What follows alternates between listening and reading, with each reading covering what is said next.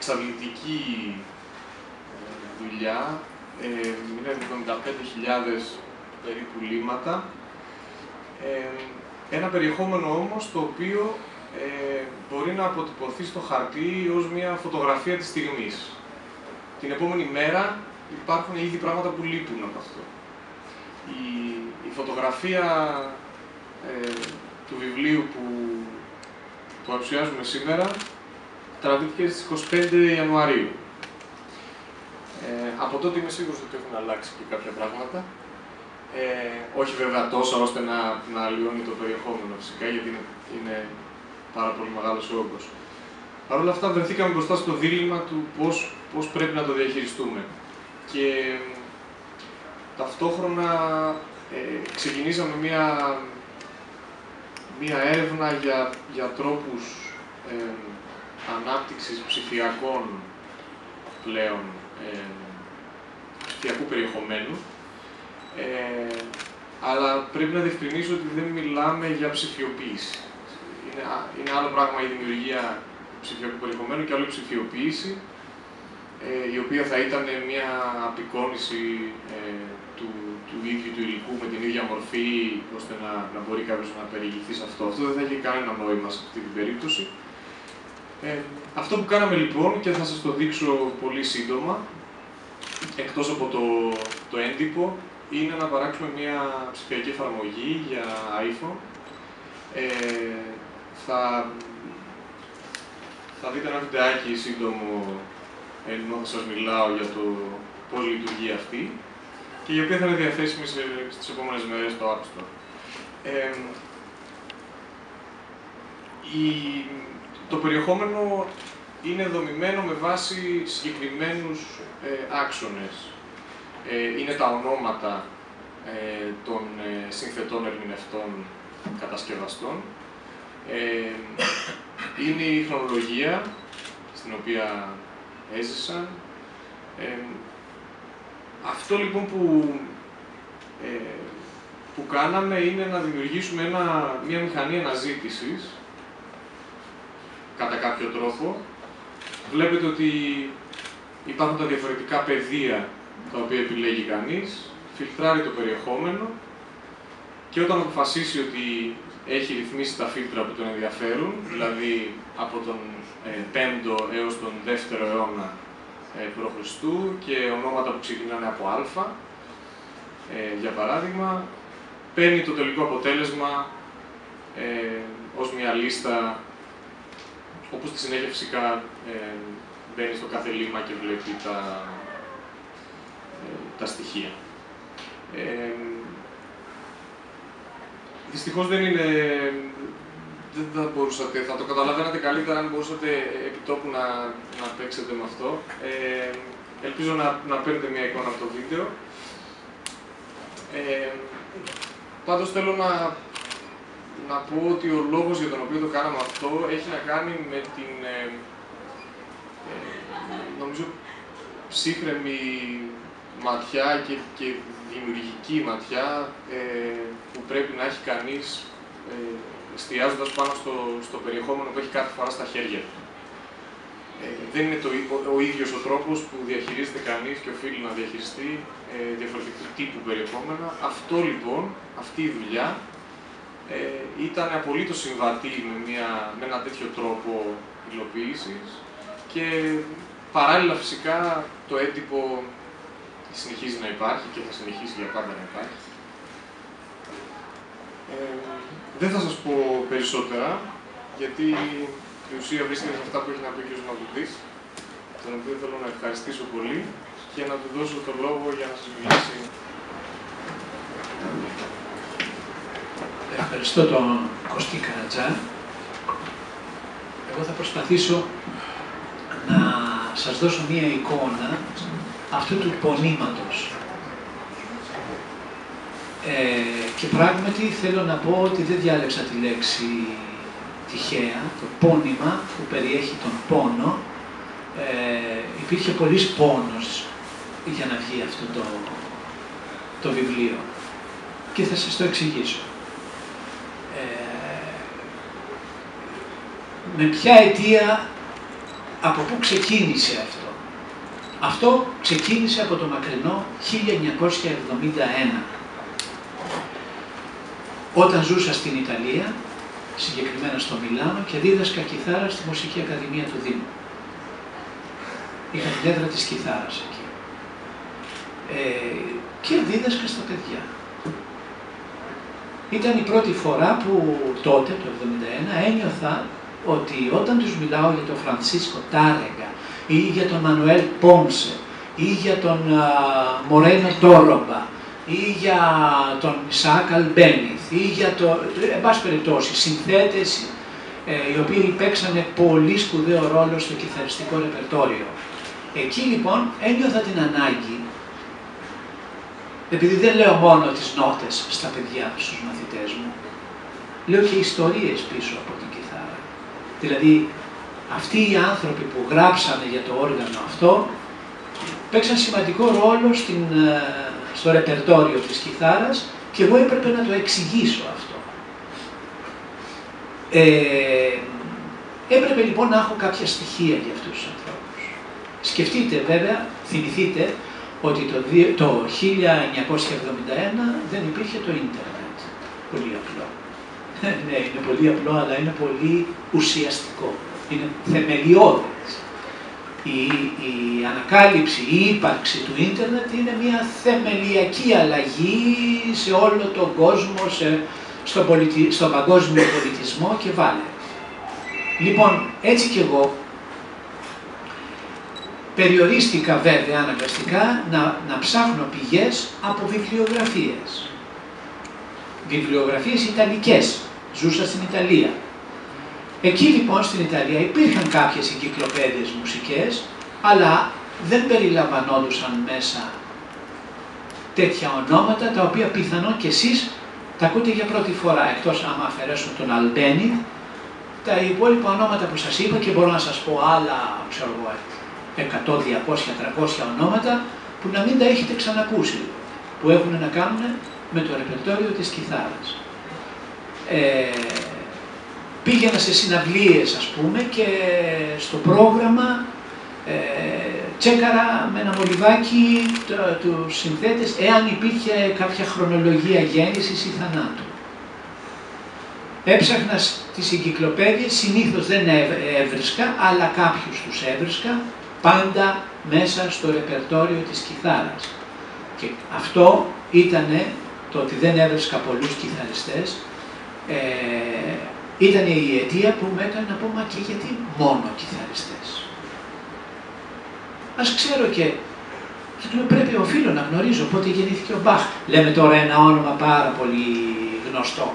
Ήξερα πότε γεννήθηκε ο Μπαχ, αλλά θέλω να πω άλλοι συνθέτες, οι οποίοι είναι λιγότερο δημοφιλείς, έπρεπε λοιπόν να επεκτείνω τις σημειώσεις μου και σε ονόματα γενικά της μουσικής, όπως λέμε, να ανοίξει η βεντάλια. Και τα σημείωνα σε ένα ευρετήριο. Το 1975 επιστρέφω από την Ιταλία, οριστικά στην Ελλάδα, και παίρνω άλλο ευρετήριο. Και σιγά σιγά ένιωθα ότι αυτά τα συμπληρώματα που έκανα είχαν να κάνουν με μια μανία, με μια αιμονή. Αλλά μ' άρεσε πολύ αυτή η αιμονή και αυτή η μανία. Και το συνέχισα. Με την άνεση του χρόνου, δεν με πίεζε κανείς, δεν είχα καμία βλέψη για τίποτα. Κάποια στιγμή, κοιτάζοντας τα 4 ευρετήρια που είχα φτιάξει, έβρισκα ότι μέσα υπάρχουν γύρω στις 2.000 ονόματα. Προχωρώντας, πήρα και 4ο, 5ο, ξέρω εγώ, ευρετήριο, πήγανε στα 3.000 ονόματα. Και κοκορευόμουν και έλεγα στους συναδέλφους μου ότι, ξέρετε, έχω αυτό και αυτό. Και άρχισαν να μου τηλεφωνάνε, δεν μου λες ότι μήπως έχεις κάποιο συνθέτη, τον τάδε, ας πούμε, μήπως πότε γεννήθηκε. Και άρχισα εγώ να εξυπηρετώ τους συναδέλφους μου και κατάλαβα, αντιλήφθηκα ότι η ανάγκη που είχα εγώ για να κρατάω ονόματα την είχαν και οι συνάδελφοί μου. Εν τω μεταξύ η Ελλάδα δεν είχε λεξικά μουσικής. Μετά, στη δεκαετία του 80 άρχισαν σιγά σιγά να εμφανίζονται κάποια, ένα λεξικό του Καλογερόπουλου, ο οποίος σε 7 τόμους είχε διάφορους Έλληνες συνθέτες. Άρχισα να ανατρέχω σε τέτοιες βιβλιογραφίες για να μπορώ να συλλέγω τα πρόσωπα και τις ηλικίες τους, τις χρονολογίες τους. Μετά σκέφτηκα, γιατί όμως να έχω τις χρονολογίες και να μην έχω το τι κάνει ο καθένας. Γιατί εντάξει, ξέρω τι έκανε ο Μπαχ, αλλά τι κάνει ο Χουάν Ντελαρόζα. Άρχισα να σημειώνω το τι κάνει ο καθένας δίπλα. Η μανία συνεχίστηκε, με άνεση επαναλαμβάνω. Εν πάση περιπτώσει, για να μην φλιάρω περισσότερο, κάπως έτσι έγινε η συγκέντρωση ενός υλικού που έφτασε στα 3.000 ονόματα. Και ένα ωραίο απόγευμα πίνω καφέ με τον Νίκο Καλατζά στην Αθήνα, στον Ιαννό. Και του λέω αυτή μου την μανία. Βλέπω ότι τσίμπησε και μου λέει να κάνω μια έρευνα αγοράς, να δούμε αν υπάρχει πουθενά αλλού κάτι τέτοιο. 3.000 ονόματα, είναι εντυπωσιακό. Του λέω να κάνεις βεβαίως και εμένα με ενδιαφέρει πάρα πολύ αυτός ο κατάλογος να είναι και στα χέρια ενός άλλου, ας πούμε, που έχει την ίδια ανάγκη όπως είχα εγώ. Λοιπόν, κάνει την έρευνα αγοράς, δεν υπάρχει πουθενά στον κόσμο κάτι αντίστοιχο, ούτε ως επίτομο λεξικό όπως αυτό, ούτε ως ιντερνετική εφαρμογή. Και του λέω δηλαδή, τι γίνεται τώρα, μου δίνεις το πράσινο φως? Λέει, σου δίνω το πράσινο φως. Με τη διαφορά ότι πια πριν από 7 χρόνια υπήρχε το ίντερνετ. Υπήρχαν χαοτικές πηγές οι οποίες μου δίνανε πληροφορίες. Άρχισα λοιπόν, η πρώτη μου κίνηση ήταν να επαληθεύσω αυτά που κράτησα το 1971, από το 1971, εάν αληθεύουν. Γιατί πολλές φορές γράφονται λάθη στα προγράμματα ή έστω και σε εγκυκλοπαίδειες. Και στο ίντερνετ. Και στο ίντερνετ. Συμφωνώ απόλυτα μαζί σας. Και θα το εξηγήσω και αυτό. Λοιπόν, άρχισα να κάνω λοιπόν τις συγκρίσεις και βρήκα αρκετά λάθη που υπήρχαν το 1971, γιατί λέω, όταν μπαίνω μέσα σε μια τέτοια διαδικασία, οφείλω να είμαι όσο γίνεται πιο ακριβής. Έχουν γίνει 50.000 ονόματα. Μου λέει, μου το λες, λέει, θα τρελαθώ, τι θα κάνω δηλαδή, τι βιβλίο θα φτιάξω. Λέω, Νίκο μου, εμένα μου έδωσε ένα πράσινο φως και εγώ το ακολούθησα.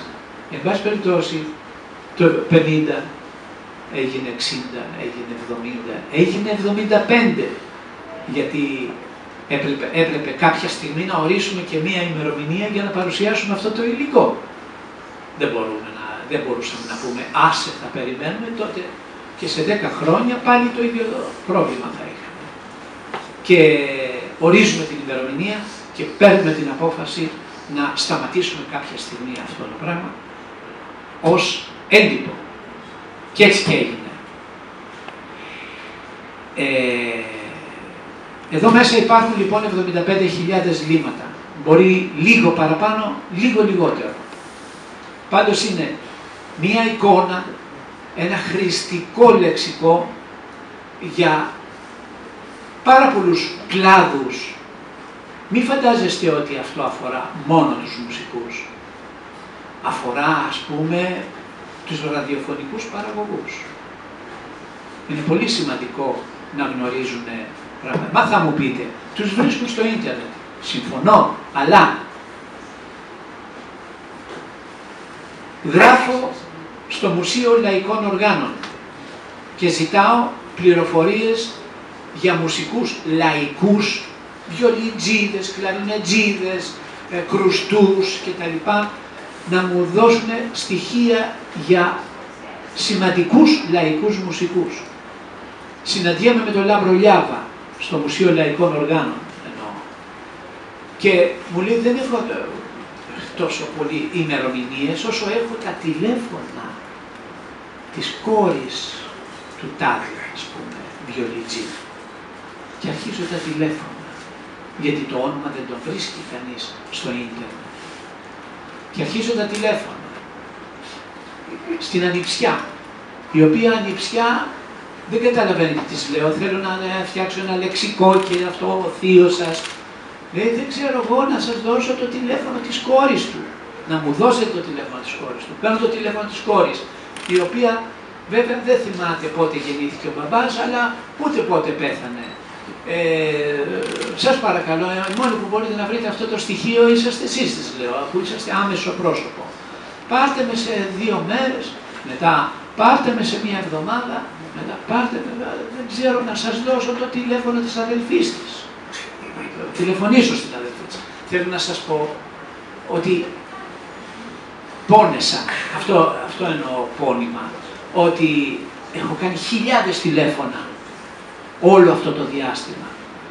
Έχω κάνει χιλιάδες επιστολές σε ανθρώπους τους οποίους τους γνωστοποίησα αυτή τη δουλειά και περίμενα να μου στείλουν τα στοιχεία τους. Έχω κάνει πάρα πολλές συζητήσεις με τραγουδίστριες οι οποίες θέλουν να αποκρύψουν το πότε γεννήθηκαν. Δεν τις έβαλα. Ό,τι γνωστή τραγουδίστρια λείπει από εδώ μέσα, τουλάχιστον για τις γνωστές σας λέω, είναι γιατί δεν θέλησε να δώσει τα στοιχεία της. Μίλησα πάρα πολύ και έκανα στοχαστικές σκέψεις για την μανία των γυναικών να κρύβουν την ηλικία τους και διάφορα τέτοια. Μπορούσατε να βάλετε όμως ερωτηματικό όπως κάνουν ξένοι, βάζουν ερωτηματικό στην... Οι περισσότερες, ναι, υπάρχουν ερωτηματικά για όσους δεν μπορούσαν να βρω. Γιατί όπως ξέρετε, όσο παλαιότερα πηγαίνει κανείς, τόσο τα στοιχεία δεν είναι πάρα πολύ ακριβή. Και έτσι, σε ανθρώπους που δεν έχουν γεννηθεί, έχω ερωτηματικό. Αλλά έχω ερωτηματικό σε ανθρώπους που βρήκα τη γέννησή τους, αλλά δεν μπόρεσα να βρω το θάνατό τους. Δεν είναι πολλά αυτά, αλλά υπάρχουν. Αυτό δυσκολεύει την εφαρμογή, έτσι δεν είναι από ό,τι γνωρίζω. Λοιπόν, εν πάση περιπτώσει, τελειώνοντας, γιατί το βιβλίο έχει πάρα πολλή ιστορία προσωπική, μου επιτρέπετε, νομίζω, αλφαγιώτα το επιτρέπετε. Μου επιτρέπετε να λέω ότι είναι έργο ζωής. Άμα δεν είναι έργο ζωής κάτι τέτοιο, με τόσο τρέξιμο και τόσο χρονοβόρα προσπάθεια, τότε τι να ονομάζουμε έργο ζωής. Θέλω απλώς να σας διαβάσω κάτι έτσι που ο λόγο μου. Λέω, όλα έχουν την ιστορία τους. Πόσο μάλλον ένα χρονολόγιο που ασχολείται με χιλιάδες πορείες προσώπων που προέρχονται από τα 4 σημεία του ορίζοντα. Να ένα σημείο λοιπόν, όταν λέμε παγκόσμιο μουσικό. Μήπως μπορεί να χαμηλώσει λίγο το υποδίσιο. Ή κρυώνω από τράκ.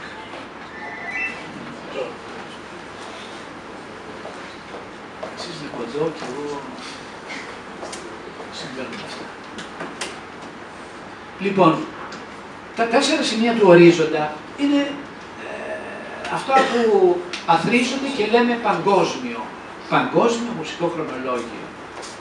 Δεν είναι ακριβώς παγκόσμιο χρονολόγιο. Δηλαδή, δεν μπορεί να φτιάξει κάποιος παγκόσμιο χρονολόγιο σε οτιδήποτε. Θα μπορούσαμε να πούμε ότι είναι ένα μουσικό χρονολόγιο της δυτικής κουλτούρας, ας πούμε. Αυτό που λέγεται δυτικός κόσμος. Προσέξτε, δεν ξέρουμε και δεν μπορούμε να ξέρουμε τι συμβαίνει αυτή τη στιγμή, πόσοι συνθέτες, πόσοι οργανοπαίκτες, πόσοι κατασκευαστές οργάνων είναι στην Ινδία, στην Κίνα,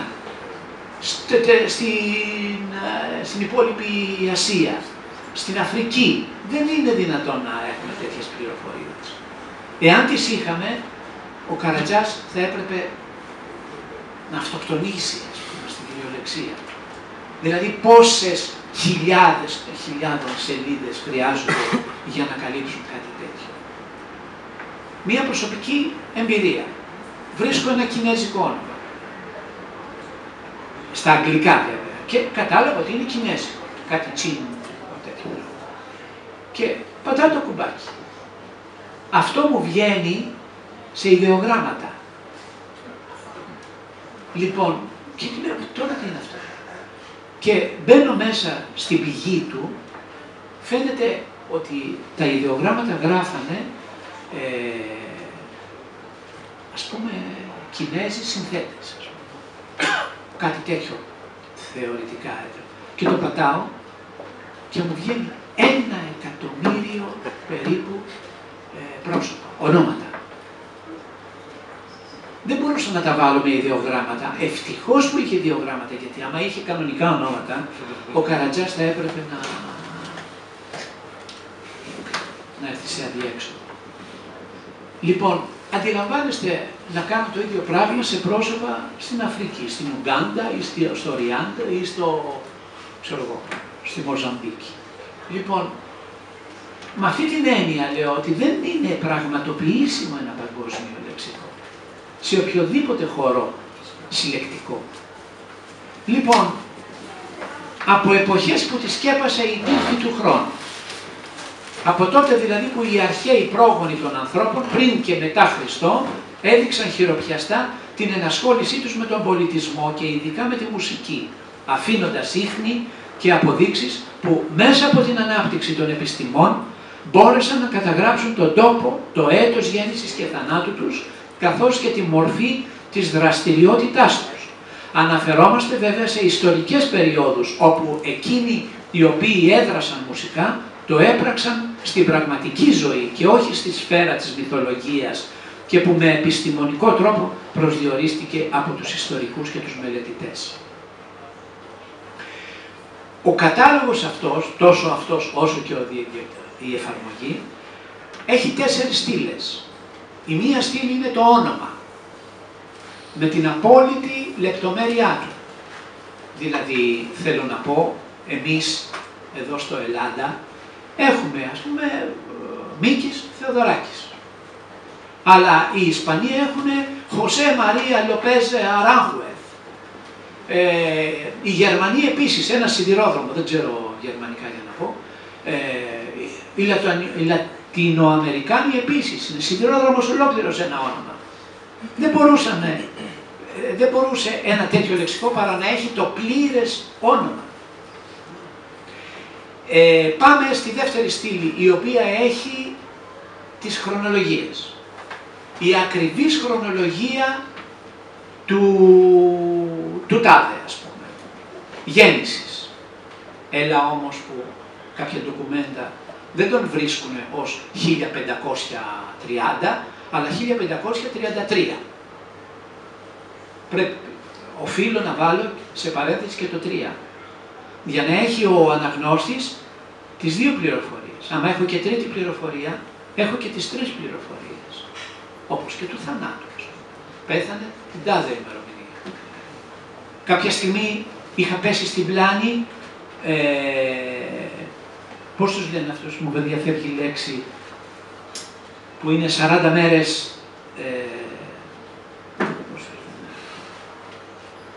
τέλος πάντων, δεν θυμάμαι, παλαιομερολογίτες, ναι. Λοιπόν, και έπρεπε να ψάξω τώρα άλλο τρόπο υπολογισμού. Εντελώς άλλο τρόπο υπολογισμού. Σε κάποια λεξικά λέει ότι βαφτίστηκε στην τάδε του μηνός. Δεν μπορώ αυτό να το βάλω ότι γεννήθηκε. Είναι βάφτιση. Δεν είναι ακριβής γέννηση. Επομένως, οφείλω να γράψω στην ξένη γλώσσα τσίρκα, που σημαίνει περίπου, ή στα ελληνικά πε, με συντομογραφία, πε, τελεία. Τα εξηγώ όλες τις συντομογραφίες εδώ. Λοιπόν, γι' αυτό σας το ήταν πολύ χρονοβόρο αυτό για να κάνεις την έρευνα και να βρεις πότε πραγματικά γεννήθηκε, πότε πραγματικά πέθανε. Ας πάω και σε μακάβρια πράγματα. Γιώργος Ζωγράφος, ο φίλος μου ο Γιώργος Ζωγράφος. Ξέρουμε πότε γεννήθηκε. Δεν ξέρουμε ακριβώς πότε πέθανε. Γιατί τον βρήκαν μετά από 4-5 μέρες, λέει, πεθαμένο στο διαμέρισμά του. Δεν έχει ακριβή ημερομηνία αυτό το στοιχείο. Τέτοιες, ας πούμε, δυσκολίες. Λοιπόν, είπα για τη δεύτερη στήλη. Η τρίτη στήλη είναι οι ιδιότητες. Κάποιος είναι συνθέτης. Αλλά κάποιος δεν είναι μόνο συνθέτης, είναι συνθέτης και πιανίστας. Αλλά κάποιος άλλος είναι συνθέτης, πιανίστας, ενορχιστρωτής, συγγραφέας. Το συγγραφέας μόνο όταν έχει να κάνει με μουσικό υλικό. Τέτοια πράγματα. Οι ιδιότητες του καθενός. Η τέταρτη στήλη, τόπος γέννησης. Λέμε, Ρωσία. Έλα όμως που πολλοί συνθέτες γεννήθηκαν στη Ρωσία, αλλά πέθαναν στην Αμερική και κάναν καριέρα στην Αμερική. Πλήθος ονομάτων, πλήθος. Γράφουμε λοιπόν πού έδρασε και μετά πού γεννήθηκε, για να έχει την πληροφορία αυτή ο κόσμος. Κοντολογής έχει στην πρώτη εικόνα για ένα συνθέτη. Ακόμα επαναλαμβάνω και για συνθέτες ή ερμηνευτές μουσικούς, οι οποίοι δεν υπάρχουν στο διαδίκτυο, επαναλαμβάνω. Και είναι πολλοί αυτοί εδώ μέσα. Έχει τη δυνατότητα να κάνει και άλλα πράγματα. Εδώ υπάρχει μια ομάδα ανθρώπων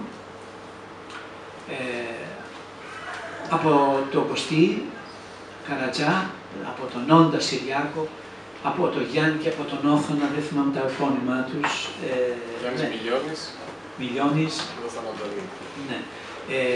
Οι οποίοι έχουν πέσει πάνω από αυτό το υλικό και το δουλεύουν για να φτιάξουν μια εφαρμογή η οποία να είναι συνέχεια η ανανέωση, γιατί τώρα δεν μπορώ να γράψω εδώ κάτι, άμα φύγει κάποιος, δεν μπορώ να το προσθέσω, να το συμπληρώσω και έτσι αυτό έχει σταματήσει εδώ. Όπως όλες οι κυκλοφορίες. Όπως όλα τα σκρίπτα μάλλον. Και συνεχίζοντας, σας κούρασα λίγο. Ασφαλώς η ιστορία γράφεται με ενδείξεις και ακόμα περισσότερο με αποδείξεις. Αλλά υποθέτω πως όσο το νήμα του χρόνου ξετυλίγεται στο βάθος και φτάνουμε αιώνες πριν τα τελευταία 2013 χρόνια, που είναι τα μετρήσιμα, τόσο οι προσδιορισμοί θολώνουν και το τζάμι καλύπτεται από άχνα και πάχνη.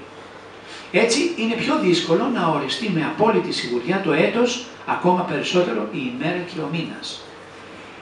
Και σας το λέω αυτό γιατί υπάρχει ένα τμήμα το οποίο έχει να κάνει με συνθέτες και με μουσικούς γενικότερα της αρχαίας περίοδου. Από τότε που αρχίζουν τα πρώτα ευρήματα. Είναι περίπου 1300 ονόματα που βρίσκονται τα έργα τους σε πάπυρους, που βρέθηκαν στοιχεία πασκαλισμένα σε πέτρες κτλ. Πολύ πριν από τον Χριστό, γιατί όταν κάνουμε ιστορία, ας την κάνουμε λίγο όσο πιο στο βάθος του χρόνου μπορούμε να φτάσουμε. Και έτσι τα ντοκουμέντα δεν μπορεί να είναι πολύ ακριβή, γιατί υπάρχει πάντα η αμφιβολία της σκόνης του χρόνου που τα έχει σκεπάσει. Λοιπόν, πάνω από 40 χρόνια, επαναλαμβάνω, μάζευα ονόματα και τα συγκέντρωνα σε τετράδια, γιατί θεωρούσα πως ορθώς έπρεπε να γνωρίζω πότε έζησε ο κάθε κιθαριστής συνθέτης. Και το λέω αυτό γιατί ξεκίνησα από τους κιθαριστές και μετά το άπλωσα.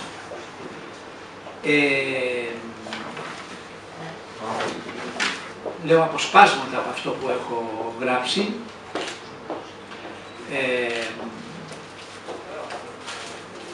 Ναι. Επαναλαμβάνω για τα τηλέφωνα σε γνωστούς συναδέλφους μουσικούς.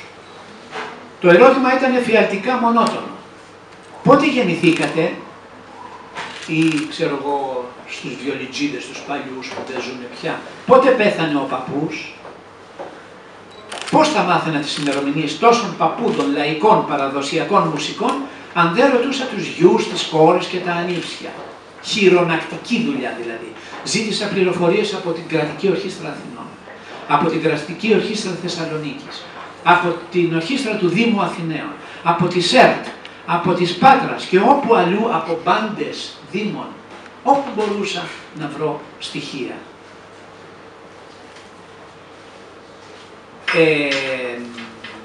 Κοντολογής, αυτή είναι η ιστορία του χρονολογίου. Δεν διατείνομαι πως εδώ μέσα υπάρχουν τα πάντα. Σίγουρα θα υπάρχουν ονόματα που δεν έπεσαν στην αντίληψή μου. Εξάλλου η έννοια του παγκόσμιου, όπως σας είπα, είναι γεγονός που δεν μπορεί να συντελεστεί, γιατί είναι και μαθηματικά αδύνατο. Δεν χωρούν σε ένα επίτομο. Αλλά ακόμα και η ψηφιακή έκδοση δεν μπορεί να φτάσει στα βάθη της Κίνας, της Ασίας, της Ινδίας, της Αφρικής, της Λατινικής Αμερικής. Μπορεί, Κωστή? Μπορεί. Μπορεί, Μπορεί, αν έχουμε τα δεδομένα. Το δύσκολο είναι και εγώ, άμα είχα τα δεδομένα, η συλλογή και η επιμέλεια του περιεχομένου. Δεν είναι η παρουσίασή του. Στην ψηφιακή εφαρμογή δεν υπάρχει περιορισμό. Εσύ μπορείς να τα βάλεις στην εφαρμογή. Εγώ δεν μπορούσα να τα βάλω γιατί θα έκανα κακό στον μπαμπά.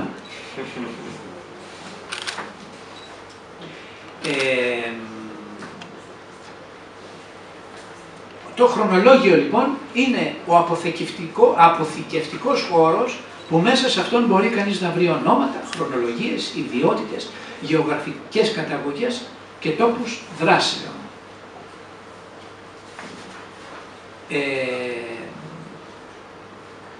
Ναι, ωστόσο, για να μην αποτελέσουμε την εξαίρεση στον κανόνα, σε όλο αυτό το φάσμα των 75.000 λιμάτων δεν έλειψαν τα γνωστά μυρμηγκάκια, σκουλικάκια, κατσαριδούλες, ψήλοι, έως και κοργοί που παρισέφρισαν στις τόσες σελίδες και που εμείς οι άνθρωποι τα ονομάζουμε συλλήβδιν δαίμον του τυπογραφείου. Έτσι, το έργο υπέστη κάποιες αναβολές στην έκδοσή του. Στην πραγματικότητα βέβαια ήταν δικός μου ο προσωπικός δαίμον που αφού θαλασσοδάρθηκε σε ένα ωκεανό πληροφοριών και μπέρδεψε για λίγο ευτυχώς την πορεία του, μπόρεσε τέλος να οδηγήσει και πάλι το καράβι να φτάσει στο τυπογραφείο και να έχουμε απόψε τη χαρά να κρατάμε στα χέρια μας ένα έργο που έγινε με μεγάλη αγάπη τόσο από μένα όσο και από τους συνεργάτες μου, όσο και από εκείνους που ανέλαβαν τη διαμόρφωση της έντυπης και της ηλεκτρονικής εφαρμογής. Θα ήθελα να αναφέρω το όνομα της Ξένιας Αποστολίδου, θα ήθελα να αναφέρω το όνομα της συνεργάτης σας, της Ξένιας, μια κοπέλα, Μαριλού Προδοπίου, και όχι μόνο, θα αδικώ κάποιους που έχουν δουλέψει γι' αυτό και δεν τους αναφέρω. Θα μου επιτρέψετε βέβαια να, πριν τελειώσω, να ευχαριστήσω ιδιαίτερα τον Νίκο και τον Κωστή Καρατζά, που πραγματικά αγκάλιασαν το δικό μου το παιδί, που θεωρώ ότι είναι αυτό. Σας ευχαριστώ πολύ.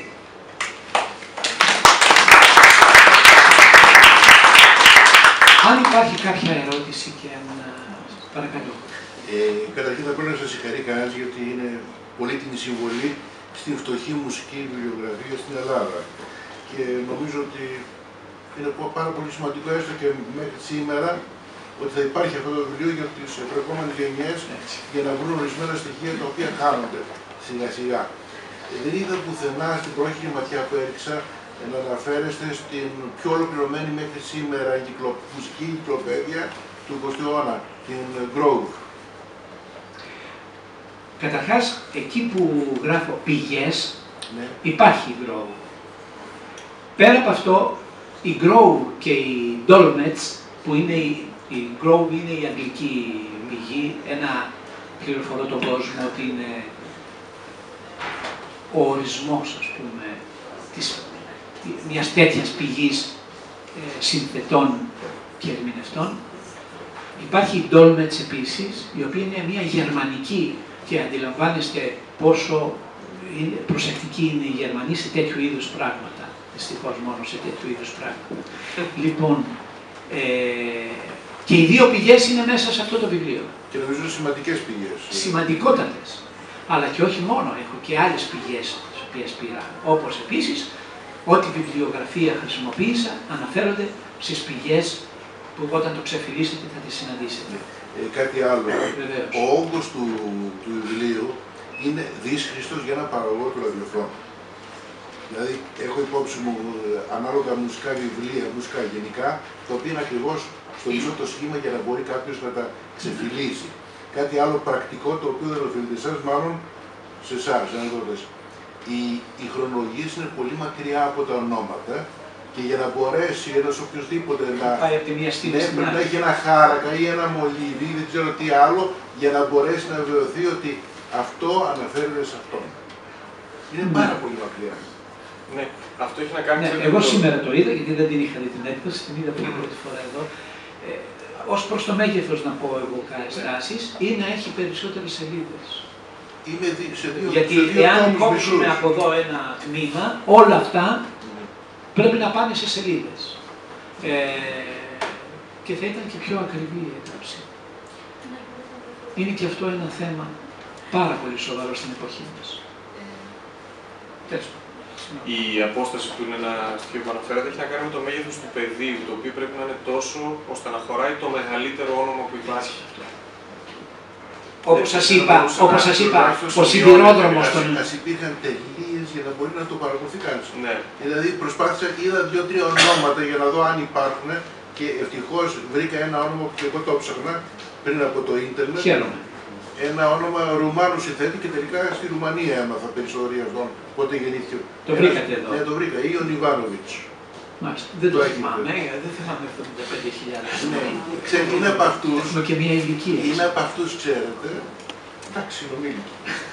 Είναι από αυτούς που τους πολλούς της Ανατολικής Ευρώπης που κλέψανε τις συνθέσεις τους, οι Αμερικανοί κυρίως, βάλαν τα ονόματά τους και δεν μάθαμε ποτέ ότι το τραγούδι εκείνο που έγινε μεγάλη επιτυχία στην Αμερική είναι ρουμάνικο, είναι από την Πολωνία ή είναι από την... Πιστέψτε με ότι έχω τρελαθεί ως πριν το παραδώσω. Έχω διαβάσει χιλιάδες βιογραφικά, μα χιλιάδες βιογραφικά. Αλλά, έχω διαβάσει τραγικά βιογραφικά. Ξαφνικά βλέπω, ας πούμε, δύο ονόματα ίδια. Άλλαζε ένα, δηλαδή ήταν τρία ονόματα. Όνομα και επώνυμο. Χουάν, Μάριο, τάδε. Λοιπόν, και ένας άλλος, Χουάν, Μάριο, τάδε. Δεν θυμάμαι τώρα το επώνυμο. Λοιπόν, και λέω, μα πώς είναι δυνατόν αυτά τα δύο ονόματα να γεννήθηκαν την ίδια μέρα και να πέθαναν την ίδια μέρα. Δεν γίνεται, δεν βγαίνει. Και άρχισα να ψάχνουμε, γιατί είχα τρεις ανθρώπους δικούς μου που με βοήθησαν πάρα πολύ. Λοιπόν, δεν μπορούσα να βρω λύση και κάποια στιγμή σε ένα σημείωμα, αστερίσκο, είχε έναν αστερίσκο κάποιο σημείωμα και έγραφε ότι η τάδε είναι δίδυμη και σκοτώθηκαν σε αυτοκινηστικό δυστύχημα. Είναι αυτές σπάνιες περιπτώσεις, καταλάβατε, και άλλες τραγικές ιστορίες. Μα πώς είναι δυνατόν ένας 19χρονος, δηλαδή ένας άνθρωπος να ζει μόνο 19 χρονών και να έχει γράψει τόσα έργα. Γιατί σκοτώθηκε στον εμφύλιο πόλεμο της Ισπανίας. Σταμάτησε η ζωή του εκεί. Λοιπόν, και άλλα, πολλά βιογραφικά. Πάρα πολλά βιογραφικά. Και μέσα εκεί, ιδιαίτερα τα ελληνικά βιογραφικά, παρατήρησα την αμετροέπεια των Ελλήνων καλλιτεχνών που γράφουν ένα κατεβατό, ας πούμε, τι φάγανε, ας πούμε, στις 15 Αυγούστου του 1930. Λοιπόν, αλλά ήμουν υποχρεωμένος να το διαβάσω όλο το βιογραφικό. Απίστευτα πάρα πολλά βιογραφικά. Δεν θα μπορούσα να το στήσω αυτό διαφορετικά.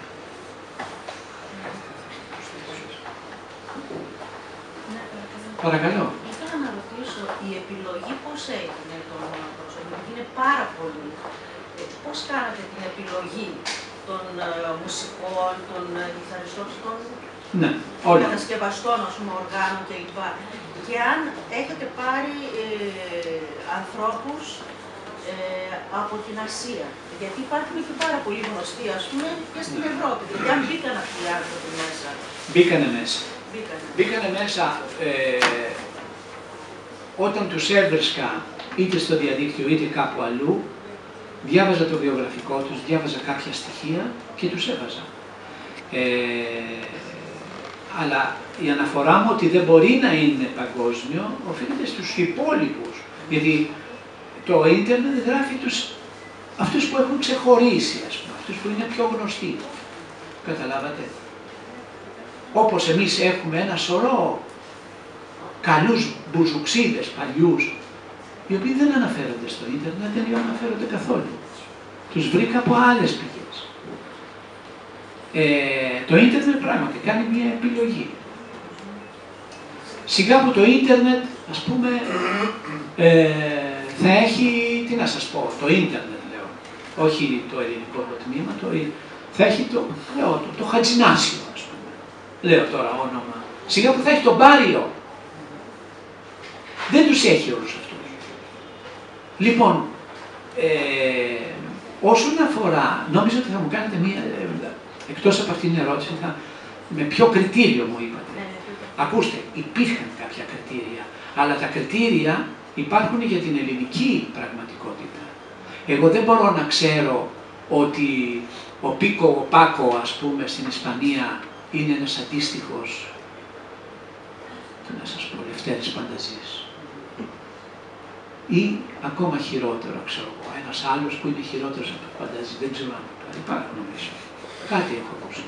Λοιπόν, αν είναι κακός ο Πανταζής, για άλλους είναι. Ναι. Έπεσα λοιπόν σε αυτό το δίλημμα που λέει ο κύριος. Στο δίλημμα, μα τι κάνω. Εγώ κάνω ιστορία. Ιστορία. Με ποιο δικαίωμα θα αφαιρέσω. Συγχωρήστε με τώρα, είπα τον Πανταζή, ας πούμε, ας βρούμε κάτι χειρότερο, αλλά δεν ξέρω τώρα, δεν το παρακολουθώ. Λοιπόν, έπρεπε να κρατήσω ένα επίπεδο. Πώς θα το κρατήσω το επίπεδο, γιατί ο Πανταζής είναι ένα πρόσωπο που ξεχώρισε στο χώρο του. Δεν θα είχα τη διάθεση να τον βάλω. Τον έβαλα όμως, για λόγους ιστορικούς. Έλα όμως που εκεί μέσα στον ίδιο χώρο, άμα ψάξει κανείς, φύγει από το πι που είναι ο Πανταζής και πάει στο κάπου που είναι η Κάλλας. Στον ίδιο κατάλογο είναι. Και κάθισε και το σκέφτηκα, πώς είναι δυνατόν να συνυπάρχουν, Τι να κάνουμε, ιστορία γράφω. Δυστυχώς έχω και πρόσωπα που ξεφεύγουν από τις πολύ προσωπικές μου επιλογές. Εγώ θα ήθελα έναν ολόκληρο κόσμο του τραγουδιού, πάρα πολλούς, να μην κάνω καν αναφορά. Δεν μπορούσα όμως να κάνω. Θέλω κι άλλες ερωτήσεις. Πείτε μου. Δεν ξέρω αν απάντησα στο... Εάν δώσατε περισσότερη έμφαση στο γεγονός ότι ο ίδιος παίζετε κιθάρα, είσαστε δάσκαλος, αν δώσατε περισσότερη έμφαση σε όλους τους κιθαρίστες, ας πούμε, και βάζετε περισσότερος, ας πούμε, από αυτό το συνάφι, από ότι... Γιατί είμαστε συνάφοι.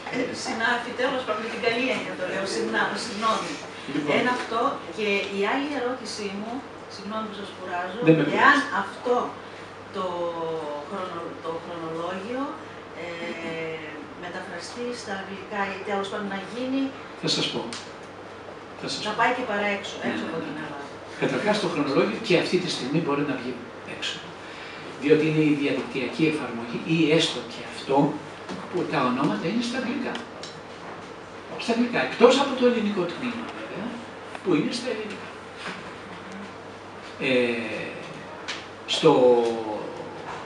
Στην εφαρμογή, την ηλεκτρονική, υπάρχουν δύο γλώσσες, δύο σημεούλες, η ελληνική και η αγγλική. Πατάς την αγγλική και το βρίσκεις όλο στην αγγλική. Ένα αυτό. Το άλλο περί κιθάρας και μουσικού. Βεβαίως δεν μπορούσα να βρω, έψαξα, αλλά δεν μπορούσα να βρω τρόπο να τονίσω περισσότερο τη δική μου παρουσία εδώ. Δεν υπάρχει τρόπος. Γιατί οι ιδιότητες μου είναι η κιθάρα, είναι η σύνθεση, το τραγούδι, είναι η συγγραφή. Δεν μπορούσα να βάλω ότι είμαι και, ξέρω εγώ, ηλεκτρονικός, γιατί δεν το κάνω αυτό, οπότε δεν το έβαλα. Δηλαδή δεν μπορεί κανείς να πρημοδοτήσει κάποιον περισσότερο, ας πούμε, γιατί είναι...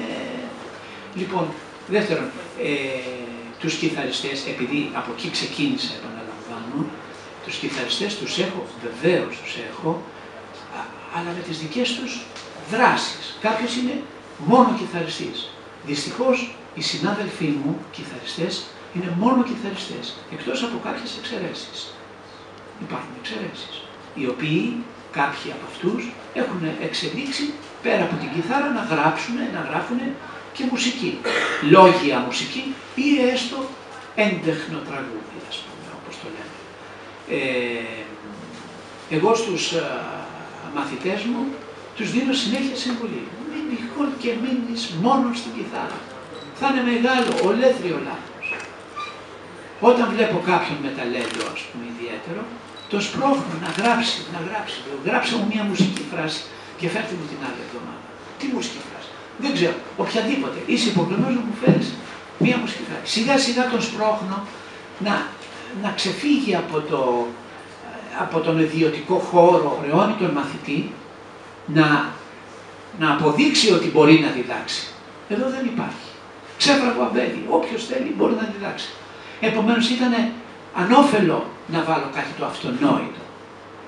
Και έτσι αδικώ κάποιους καθηγητές πανεπιστημίου. Μπορεί να είναι πιανίστες και καθηγητής πανεπιστημίου. Το καθηγητής δεν το χρησιμοποιώ για αυτό το λόγο. Αλλά τα εξηγώ αυτά στον πρόλογό μου και στα κατατοπιστικά στοιχεία για τον αναγνώστη.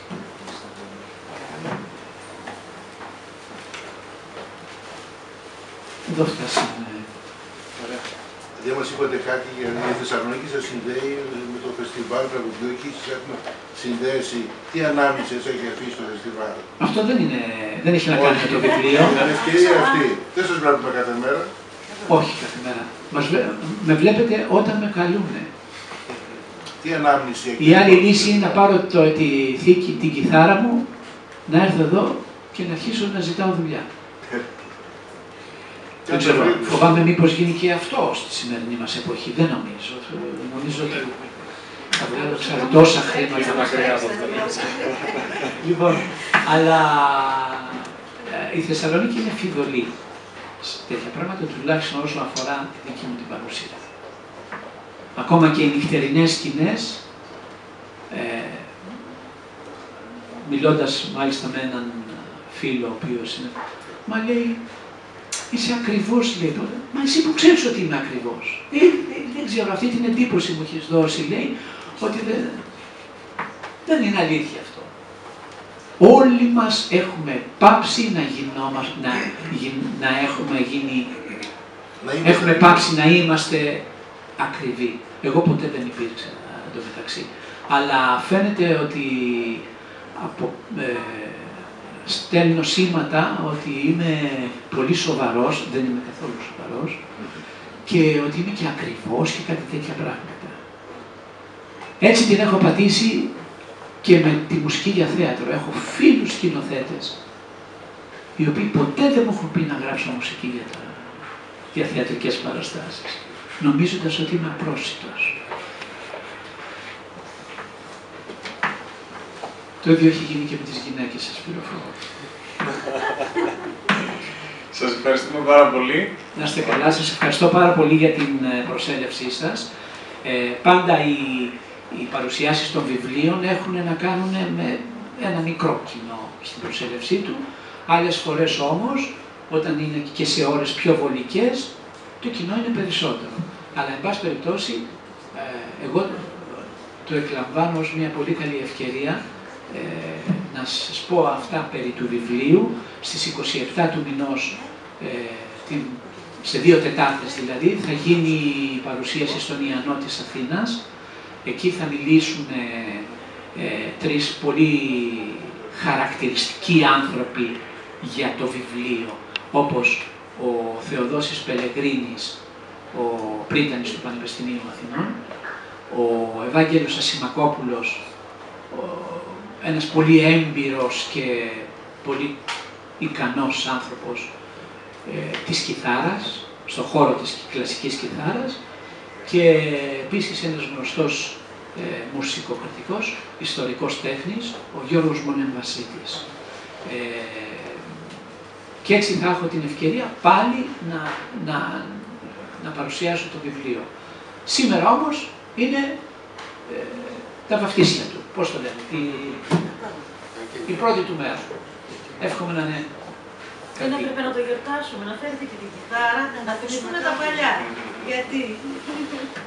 Τα νέα να πούμε. Δεν υπάρχουν παλιά στη μουσική. Ευχαριστώ πάρα πολύ σε όλους. Ευχαριστούμε.